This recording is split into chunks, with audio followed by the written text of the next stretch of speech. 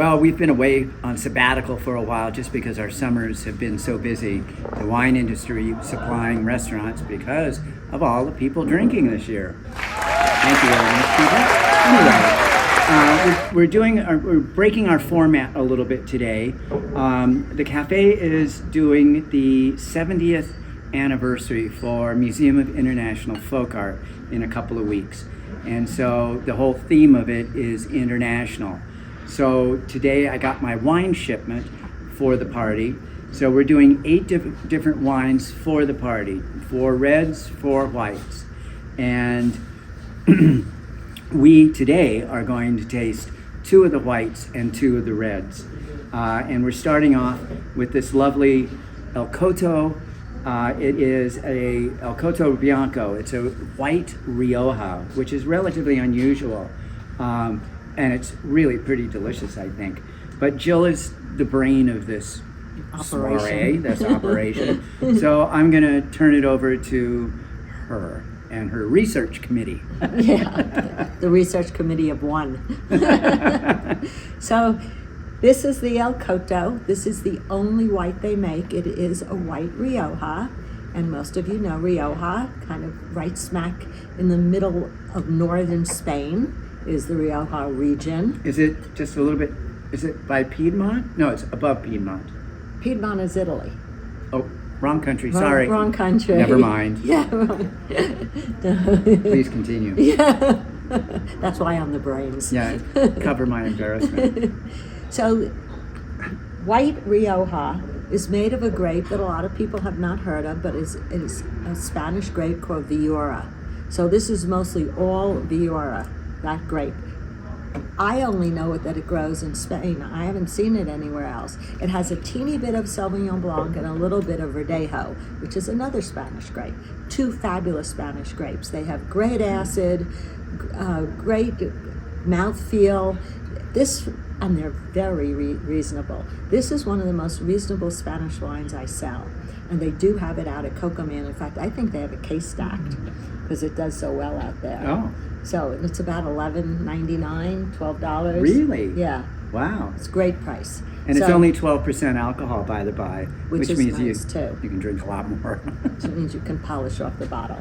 And so this is a terrific wine.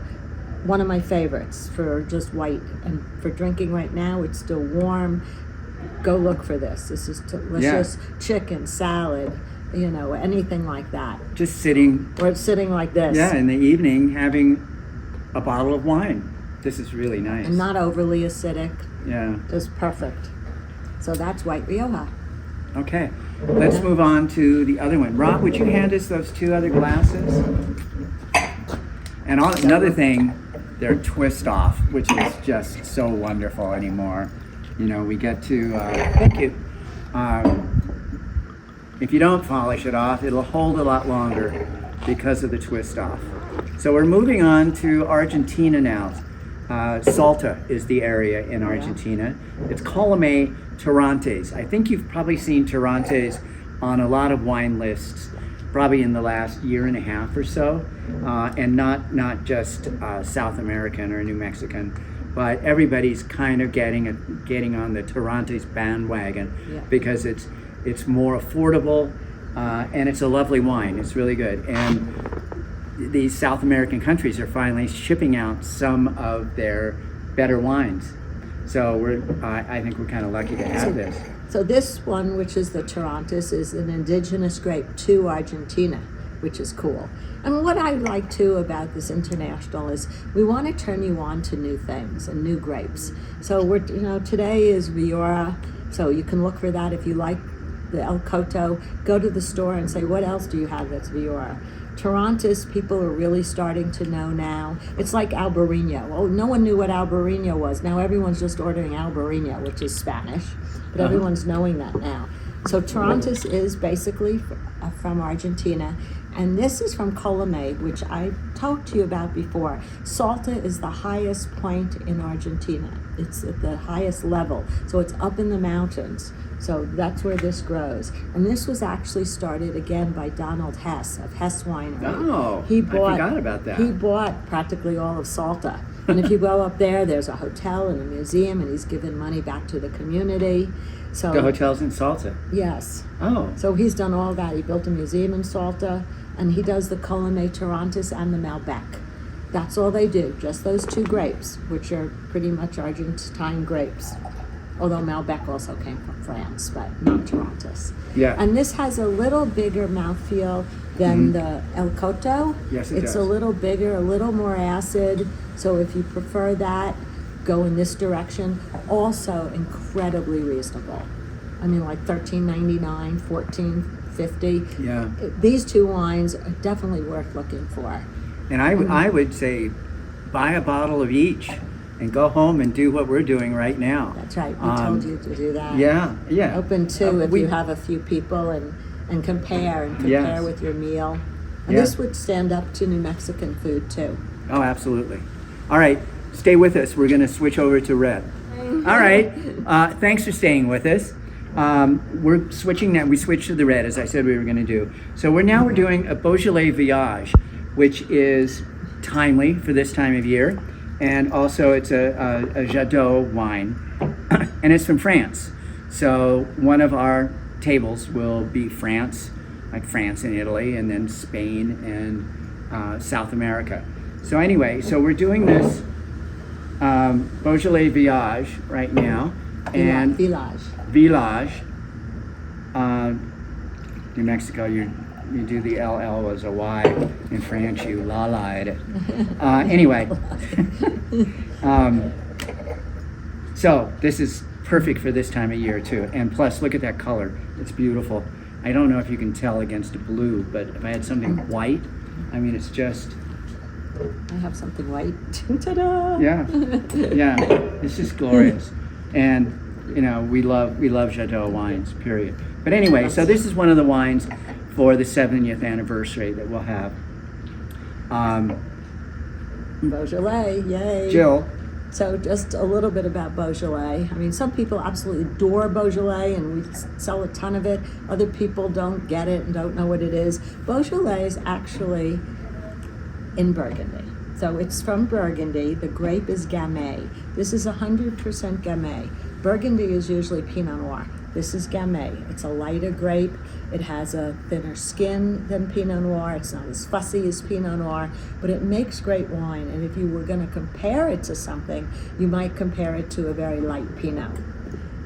The cool thing about Beaujolais that I've said too, which eventually we'll have, is they have actually 10 different single vineyard cru Beaujolais. They all have different names.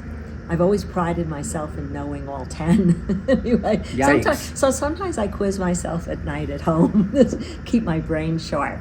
But if you keep those a long time, and they are Gamay, and they age, the cru ones, they age well. they age really well. Ah, that's Sometimes interesting. they taste like Premier Cru Pinots, and they're like a half to a third the price. So I encourage people to look for the Cru Beaujolais, but this is for everyday drinking. This is just a light, delicious, wonderful red wine. Yeah, a red on a warm day. And I would This is it. and chill it. This Yeah, wine should but it- not be drunk at room temperature. Throw this in the refrigerator for about a half hour and put a little chill on it.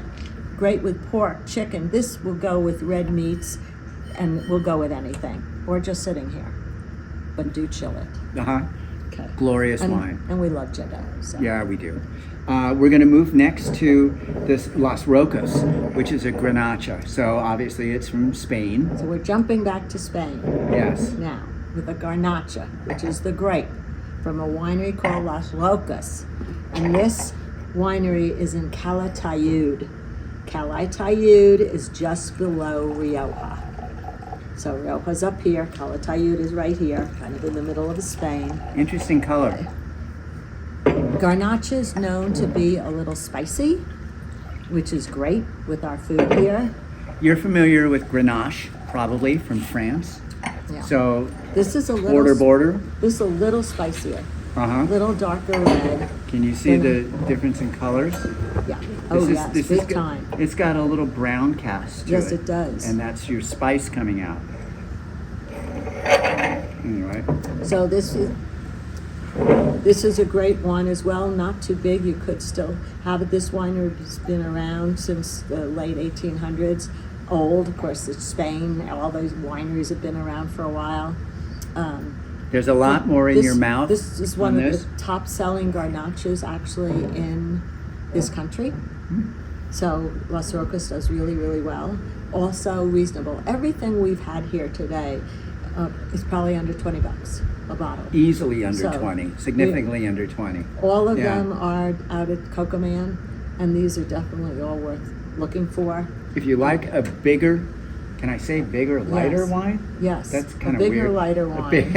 bigger, lighter wine. This is delicious. There's a lot going on with this, a lot more than this. But this is just the Jadot is Easy easy drinking. drinking. It's delightful. They're both, this is really good. This, you'll think about it a little bit more. Can you taste a little bit of the spice in there? I can, yeah, I can indeed, yeah. Good red fruit. Yeah. Yeah, which is just a little earthier and lighter. Like Interesting, the Pinot lighter Noir. is 13% alcohol. The spicier is 15% alcohol. That's a big So, difference. if you're drinking, if it's just two of you, moderate your drinking a little bit. If not, don't worry about it. But these are great international wines. So we veered away from America and Chardonnay Cab a little bit today, which we're always, happy to do. And they're just some new things to go look for. Yeah. I brought a new cab in, by the by, that I want Jill and I to do maybe next week or the next time we do Wine Wednesday. Anyway, thanks for watching. We really appreciate it. We'll see you next time.